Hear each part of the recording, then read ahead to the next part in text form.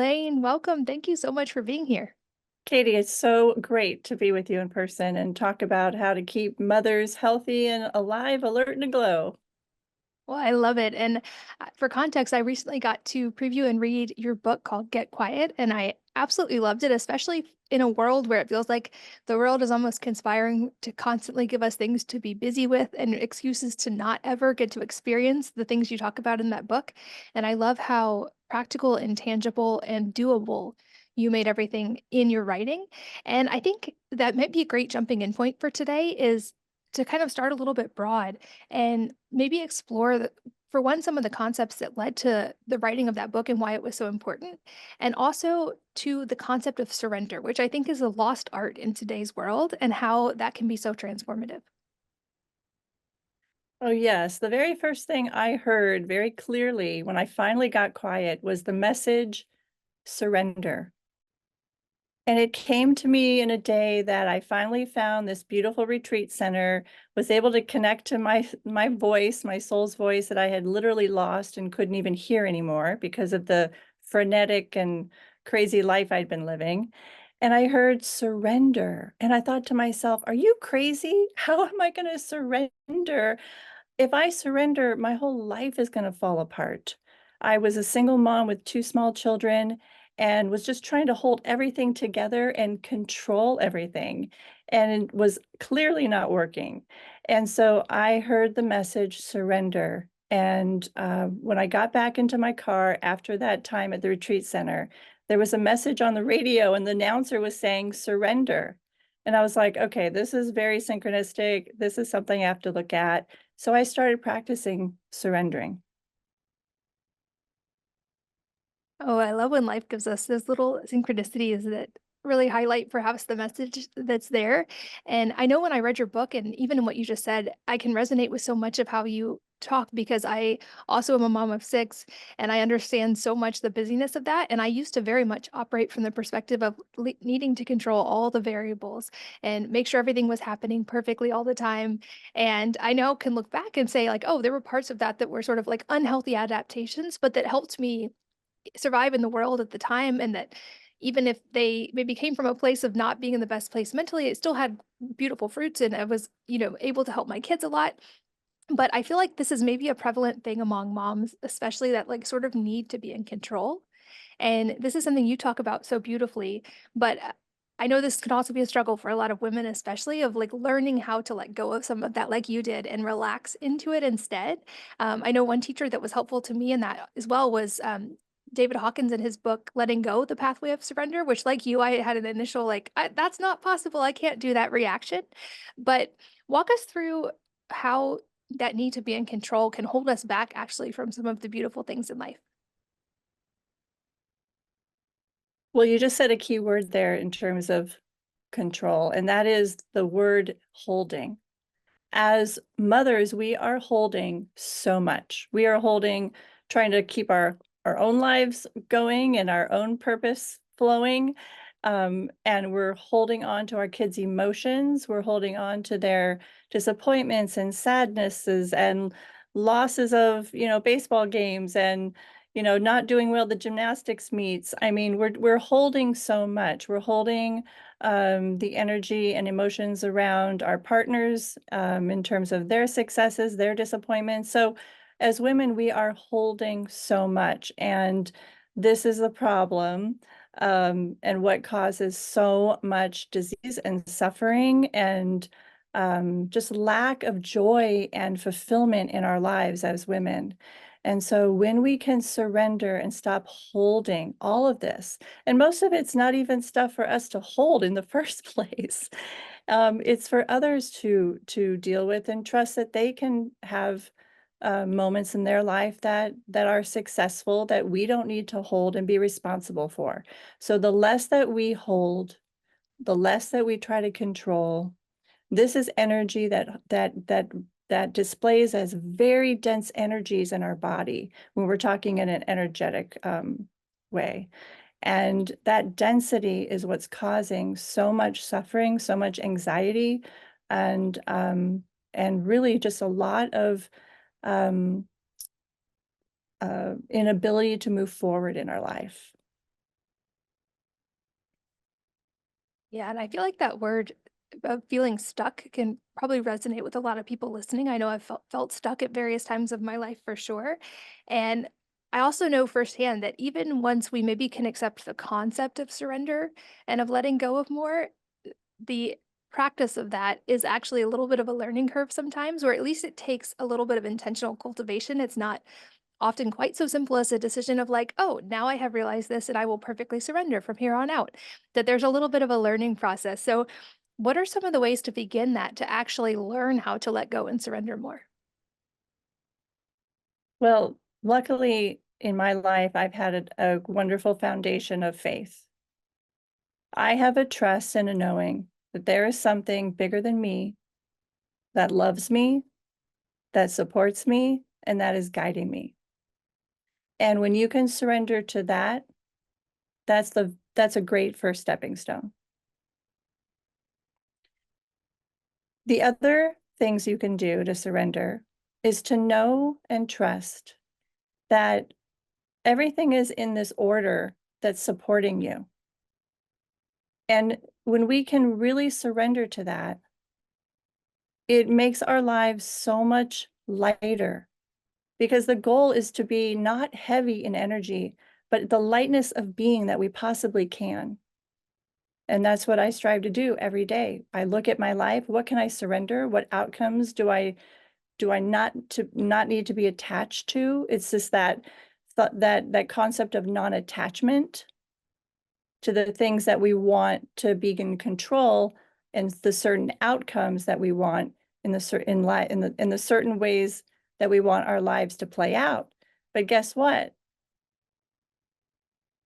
The thing is most of the time we don't have the things that work out exactly the way that we want them. And that's the magic that we open up to when we surrender, is the magic of the universe really saying, like, we don't want you to go down that path. This is the path that's right for you.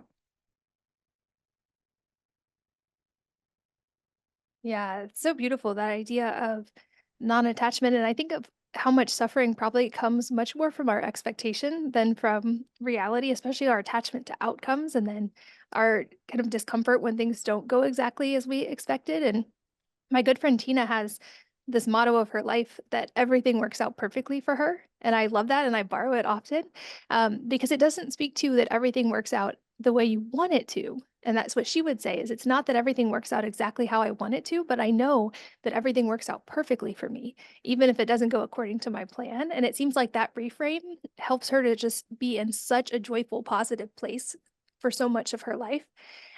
It seems like a lot of this also ties into our inner language that we use with ourselves and what we focus on internally. Like I know firsthand, I used to kind of give myself sort of unhelpful questions or unhelpful statements often.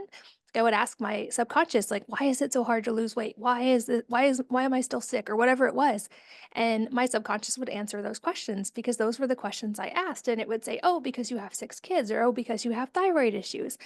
And when I very slowly learned how to start paying attention to my language and asking better questions and making a little bit more positive internal statements, it seemed like things started to flow more easily. Things started to like resolve. And it wasn't until I addressed that inner part that even the physical things started to change. And I know you have a beautiful way of explaining this and exercises in your book too for helping people actually like start to change that inner experience. But can you walk us through a little bit of that? Absolutely. Well, the first step is to really start to tune into your body and nurture your body. Women tend to beat themselves up so much about the way we look. And that's the measure of who we are as a human being. And that's the first step to really get good with is nurture your body, begin to tune in, what feels off, what looks different, is my belly bloating? Why is my belly bloating? Really be like a scientist to yourself and begin to go to your doctor. Be interested in getting labs done and really understanding the measures of your blood and where you're at and nurture yourself. We're always nurturing others. It's time to nurture yourself. The other way is getting control of your environment And I talk about this because this is really such a big thing. We are a product of our environment. And so that means the junk we have or may not have in our refrigerator, to the people living there, to the person sleeping in our bed with us. So it's like, how can we get in control of our environment and tune in and clean and clear out everything so that there's space to actually walk into a room with space, in quiet, and find ourselves again. The other thing I talk about is tuning into, like you said, our thoughts. What is it that we're saying to ourselves? Are we negatively talking to ourselves? Why can't we just look at ourselves in the mirror? And I do this a lot. I'll look at myself in the mirror and really look at myself. Have you ever done that? Really look in your eyes in a mirror and take a moment and be present and say, "Hi, I have missed you." It's a profound experience when you do that. Oh, that's so true. It makes me think of a quote that I found when I was in my healing journey and learning to make peace with myself. And the quote said, I said to my body, I want to be your friend. And it took a deep breath and said, I've been waiting our whole life for this. And I realized how much I had not done that in the past. And so I often think like some of these things seem so simple when they can be so incredibly profound.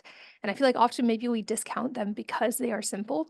But I truly believe that the simple can often become the biggest needle mover of change in a lot of areas of life. And I love that you center on some of these practices that we can integrate into our lives that really help to start to shift things there. And another thing you talk about is the experience of feeling heard and how that can be so transformative. Can you explain? I know you talk about this in the book, but explain what you mean by that and how that can be so life changing for people. Well, I have an experience where I have sat with over 40,000 people one-on-one, and that was in my previous life as a dental hygienist. And what I learned from that experience over 20 years of seeing people's medical conditions, understanding where they were in their life in terms of mental emotional issues, who was really happy and why were they happy? What were they doing? And sitting with these people, I learned that the greatest thing and the greatest gift I ever gave them was to listen to them. It's hard to find somebody who really sits with you and listens. And so somebody is really heard. And when someone is really heard, they feel like they've really been heard, like they have expressed in a safe place with someone who truly listens. I have seen dramatic healing in one's body because of that. It is the biggest, the most transformational thing you can give someone is the gift of listening so that they're heard. And I know many of the people listening are moms, and this is something I think about often anytime I learn something new about health or mindset or anything is how can I help my kids to have a strong foundation in this, even if these are things I learned as an adult. And I would guess for our kids, feeling heard by us as parents, it's one of the hopefully first experiences they have of that. Do you have any tips? I know you had kids as well, for nurturing that with our kids from a young age so that they hopefully get to experience that throughout their life. Well, as mothers, we go first. So we have to be that example. And I know when my kids were young, they would get in the car and it would just be like, tell me about your day, and it would all come out.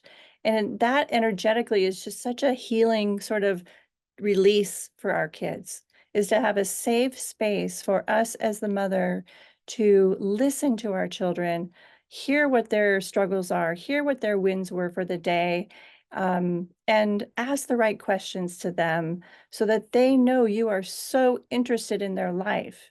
There are so many times where we hear, the emotional, like I was bullied or got a bad grade, and we hear all these things from our children, and instead, the first things we want to do is jump right in and fix everything when I believe the real healing for our children is to sit in this beautiful presence of listening and let them just release all of that out of them. They will feel so much better just by you doing that one thing.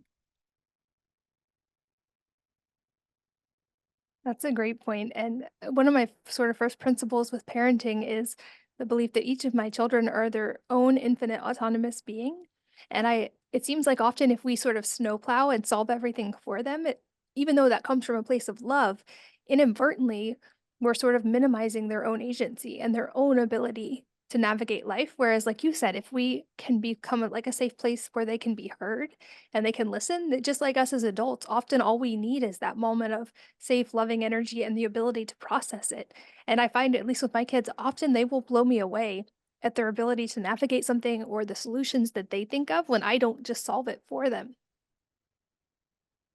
Absolutely, and you are taking away something that's so important for them as a life skill, and that is to be able to solve their own problems, take responsibility of their own problems, instead of thinking that mom's gonna fix everything. And that is the greatest gift you can give them, is to be able to lead themselves, and, that's very powerful. That's how you create a very powerful, um, leader, self-leader. And I know I mentioned your book already, and I'll of course make sure it's linked in the show notes. I definitely recommend reading it because it's such a beautiful journey through a lot of the things we're talking about. But I would love to talk specifically about what you call the get quiet way and maybe your own personal story of learning this and the absolute change it brought to your whole life. Because I know it sounds like from reading your book, you have also been in the place of the overwhelmed mom. And it wasn't an overnight or like instant resolution or journey for you either.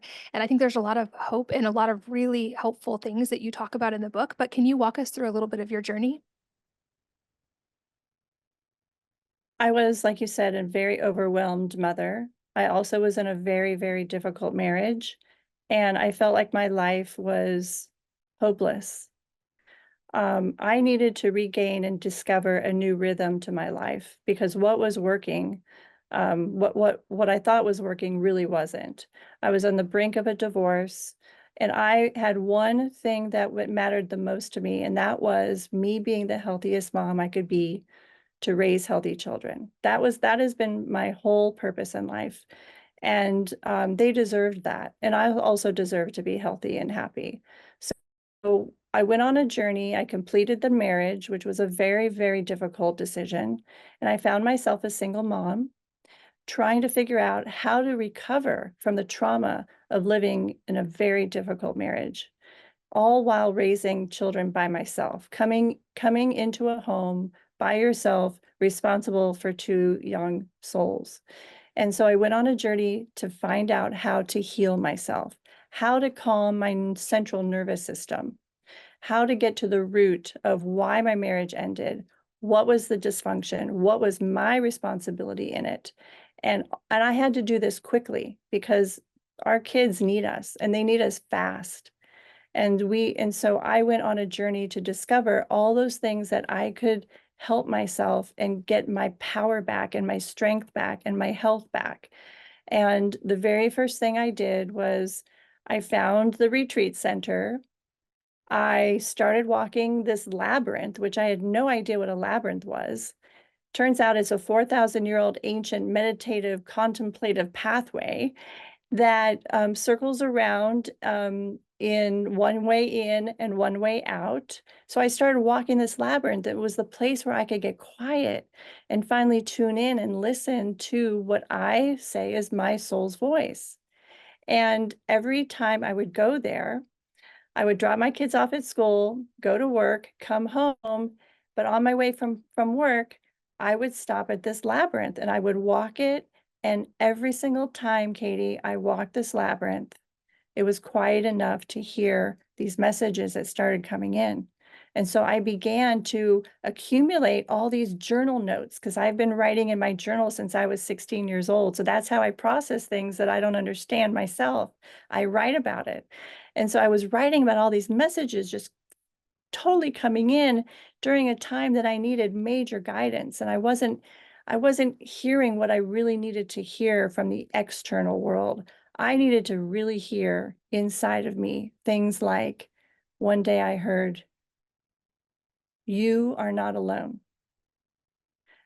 I also heard, "You are going to be loved like you never thought possible."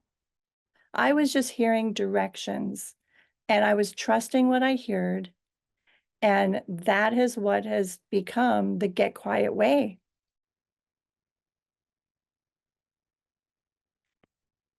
I love that, and I would guess some people in the modern world never even get to have the experience of getting quiet enough to hear that inner voice because, like we talked about, there are so many things competing for our attention and constantly just sort of inserting themselves into our lives. Um, do you have any tips for women who maybe have trouble even hearing or knowing that that inner voice and that inner guidance and that intuition is there?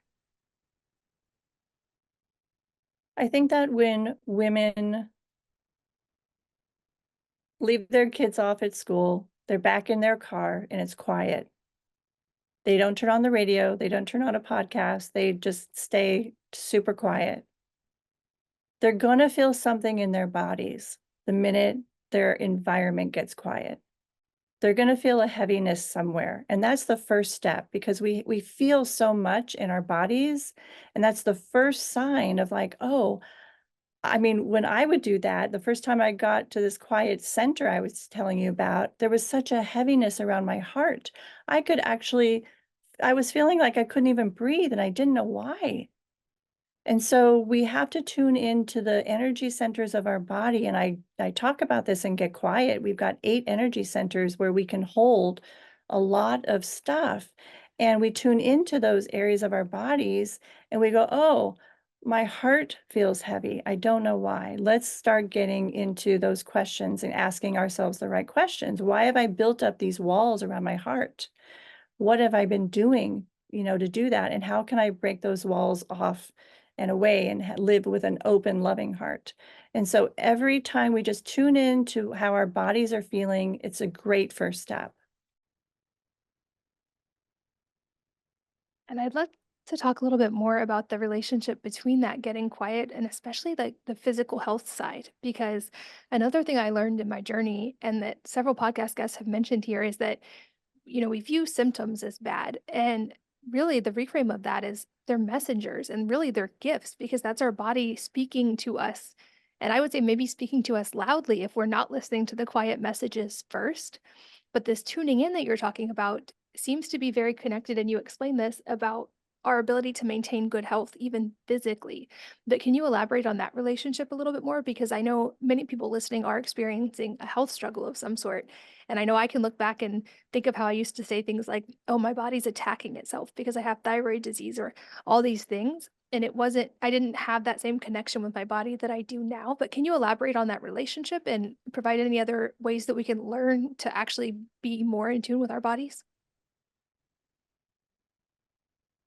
As women, especially women who have been pregnant, we understand cravings. We understand that our body is craving something. And sometimes we say, well, that's crazy. Why am I eating like, a whole thing of grapefruit in a sitting? Like, I mean, that's what I used to do. I was like craving grapefruit, but I didn't know why. But the thing is, I never took this next step to figure out why. And I think that's the key. Is we can say, well, we feel tired, we feel fatigued, and we can say, well, just had a long day, instead of tuning in and saying and asking the right questions, but let's get to the root of really why. So it's not just looking, and the thing is we are really addicted as a society to one thing. And you may say, I'm not addicted to anything, I'm perfectly healthy. But there is a personality trait that we all have. And that is the addiction of looking away at the truth of our life. And we do this a lot of times by looking away at the truth of what our bodies are trying to tell us. They're screaming sometimes. I mean, as a dental hygienist in my old life, patients would come in with huge masses on their neck, and they wouldn't even know that it was there, or they would never have even been addressing it for 10, 20 years. We look away because it's scary to face what it possibly could be. And so, if we want to be the healthiest moms for ourselves and our children and our families and the world, we need to stop looking away at the truth of our lives and start addressing those things one by one in a safe place.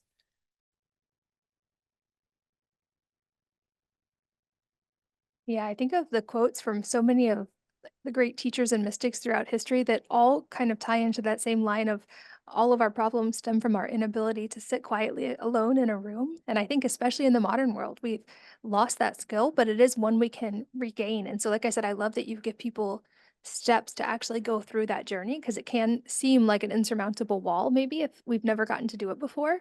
And I would love to also talk about the concept of confidence a little bit because you talk about this and you tie the belief, I wrote it down, that confident women can change the world. I also know that's another thing that's easier said than done. So, can you talk about how you gained confidence in your kind of out of the box approach? As you can imagine, after the trauma of a divorce, I had no confidence at all. I was a shell of my former self. And I had to get quickly realizing what my gifts were, where my confidence was gonna be found. So the first year after my divorce, I did something and it just came to me. I was just swimming one day, feeling super light in a pool, and it came to me, "Elaine, do something each month this year that feels like it's out of the box for you, something that you would just never do or you've never done. What are you curious about?" And so the very first month, I did, like, the craziest thing in my life, and that would be I signed up for Toastmasters, which, as you might know, is a foundation where they help you speak and do public speaking, and I was just not about that, but I thought, "I'm gonna go and try to find my voice again, and how can I use my voice for good again?" Because it had been so stifled. And so I got through Toastmasters that month, and then I started choosing other things that I was curious about, things that kind of pushed me out of my comfort zone. Not a lot, but enough so that I was gaining confidence along the way. And Katie, after 12 months of doing this, I had a new career. I had to put a website up. I was already seeing coaching clients, all because I did this. And I gained so much confidence and re-engaged in life fully. I love that approach, and I've done something similar, not quite as consistently as you, but I challenge myself every year to something that scares me a lot or that's entirely out of my comfort zone. And it's amazing how much just getting a little bit out of our comfort zone can shift so much. And I feel like all the things we've talked about are just a tiny touch of all the stuff that you talk about in the book. So I'll make sure, of course, it's linked in the show notes or it's available wherever books are sold. But I believe you also have a website for it and resources online. So can you just let people know where to find you and to keep going on this journey with you? Yes, they can find me at elaineglass.net, and they can find the book at getquiet.com. Perfect. And I will link to both of those. But Elaine, thank you so much for your time. This was such a fun conversation, and I'm so grateful you're here. Thanks so much, Katie. And thanks for listening. I hope that you will join me again on the next episode of the Wellness Mama podcast.